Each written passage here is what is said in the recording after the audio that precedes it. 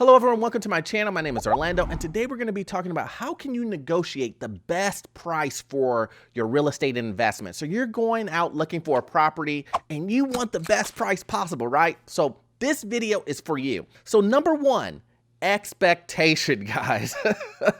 Expectation is huge. Why is expectation so important? Because a lot of times, especially beginner investors, come into the game, into real estate investing, and think that they're gonna negotiate the best deal of the century, right? And you have to come in understanding that you're buying a property, it's a back and forth process, and it's not a situation where you're going to win every little tidbit item that you want. It doesn't work that way. So you have to come in with the right expectation and understand that there will be some work that has to be done on the negotiating side. When it comes to negotiating, you have to understand this is more of a mental exercise, guys. You have to really understand that you're gonna feel like, oh man, like, am I gonna really get this deal under contract? Is this deal really going to close with all of this back and forth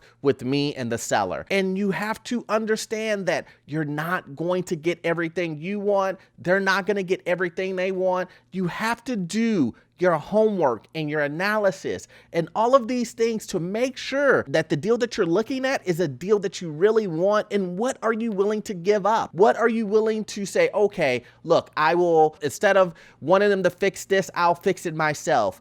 Is it that small? If it's a roof, I don't want to fix that. He's going to have to fix that. If it's one of those big ticket items, what are you going to do in that scenario? So once again, this is a really mental exercise, and you have to understand going into this that this isn't going to be some simple sign a contract, be done, close, and that's it. It doesn't work that way. So get ready. Get ready for some work that needs to be done. So number two, understanding why the seller is selling. You need to go through your realtor, or if you're going through yourself, ask the seller, hey, why are you selling? Now, you may not get the truthful answer, and you'll never know if it is the truth, but you always ask this question. There is not one deal that I have closed on that I haven't asked why the seller is selling.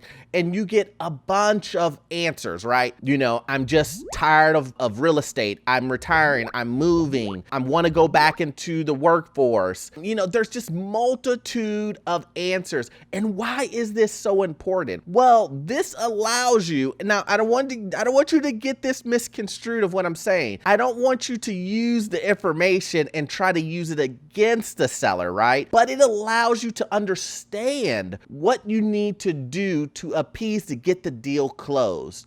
And what do I mean by that? Let's just talk about some examples, right? If you go to a seller and you say, hey, why are you closing? And they say, because I need to leave the country for a new job in 20 days, then you could expect that what the seller really wants is a fast closing. They want their money and they're gone. So what you need to do is say, okay, look, the person wants their money ASAP. Maybe if I gave them a lower value in what they're asking for, but I can say that I can close really, really fast, that would probably work for the seller. So you see how you're giving the seller what you want. You get what you want at a lower price point. They get what they want, which is a fast closing, and everybody's happy. It is a win-win scenario, not a win-lose scenario. So always ask that question. Seller, why are you selling? Number three, real estate agent. If you're using a real estate agent or a realtor to buy your property, please, guys, please, make sure that you go through your agent. Make sure that they are doing the work for you. There is no need for you to jump out of the cycle of having a realtor in the middle just so you can go around the agent and then try to communicate with the seller yourself. That is basically telling me that if you do that, one of two things are going on here. Either you feel like your agent isn't doing their job, or you just are gung-ho and you just want to go around them.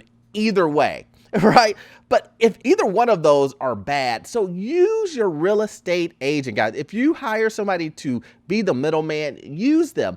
What's the reason why I am suggesting that you go through your realtor? It gets rid of a lot of things. And what I mean by that is it gets rid of, if you meet the seller, biases. It gets rid of, like, you may actually say something to them that may trigger them into being like, whoa, I didn't know that. Like, for instance, if you are talking to a seller and you say that you're going to use property management and they don't like property management, they are attached to their tenants, you could then cause a chain reaction for that seller to try to figure a way to get out of it because they are so attached to their tenants, where you ruined it because you went around your agent or your realtor, whoever you were using for that middle person, right? So once again, allow your realtor or your agent to do their job. That's what they're there for. That's what you're paying them for. If I'm going to use a realtor and I'm buying, selling, whatever it is, I only communicate with my agent so that they can communicate to the other agent and then that agent to the seller. I am not communicating directly. It just gets rid of so much headache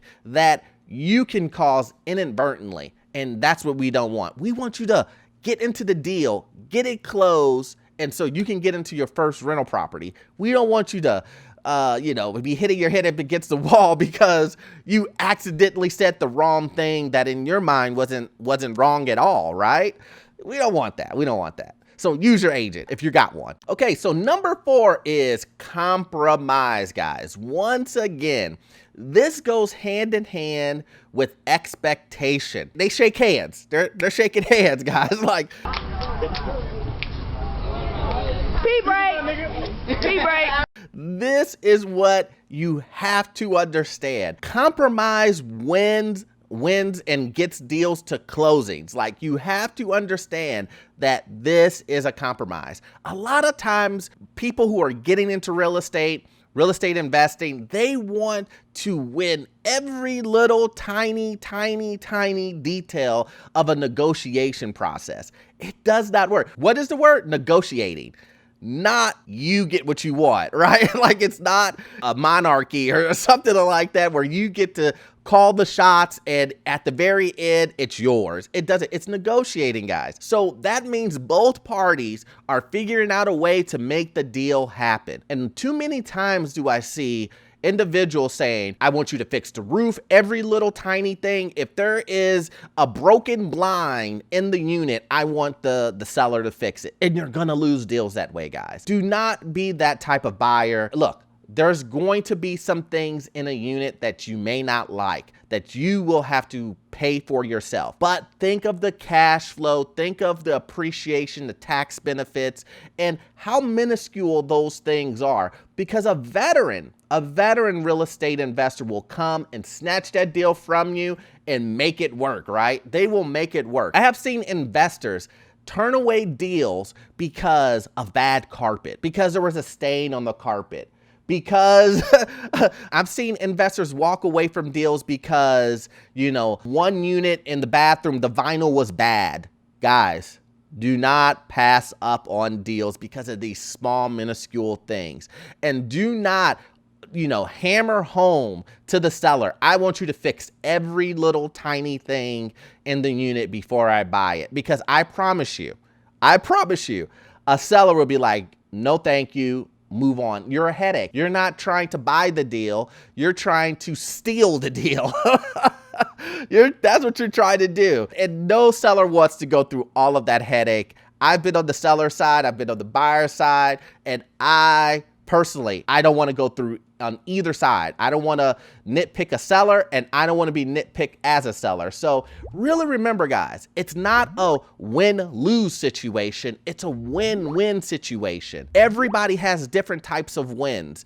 The seller may have a win where he just wants to sell the property, and like in my other example, he wants to close really fast. And your win is getting a property underneath your belt to start your real estate journey that's going to cash flow and make sense, right? Based on your deal analyzing. So once again, guys, I hope you got value out of this content, and I'm gonna need you to watch this next video here. It will help you get into your first rental property. Also, I have videos on the crazy housing market, and I'll see you guys in the next one. Thanks.